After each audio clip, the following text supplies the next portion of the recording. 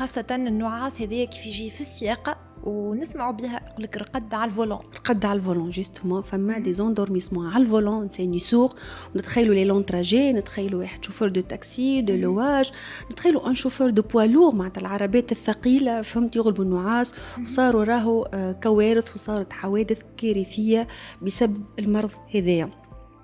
فما زاد صاروا دي زاكسيدون دون دي سونترال نوكليير، الحمد لله احنا في تونس ما عندناش الحمد لله ما صاروا دي زاكسيدون غراف. بالنسبه لي بيلوت باغ اكزومبل سائقي الطيارات يصير في اختبار النوم بطريقه آلية وتقصي المرض هذيا بطريقه آلية قبل ما يبداو في الخدمه نتاعهم، حاجه بيه خاطر راهم صارت ديجا كوارث بسبب لي زاكسيدون هذوما، لي زاكسيدون مورتيل سورتو في المهن العاليه الخطوره كيما واحد يخدم في المرتفعات والا استعمال العربات الثقيله والا المهن اللي تتطلب درجه عاليه من اليقظه والكل. انه في الكونسلطاسيون ميديكال دومبوش في الكونسلطاسيون نتاع التوظيف يقع تقصي المرض هذايا، واقل شك يقع اختبار النوم باش نكتشفوا المرض هذايا. وراهو المداوات نتاعو تمكننا من احنا نخدموا على روحنا، معناتها مش معناتها باش تمنعوا من الخدمه نتاعو، يسوفي دو تريتي وبعديك يخدم على روحه، يركح البدن ويخدم على روحه.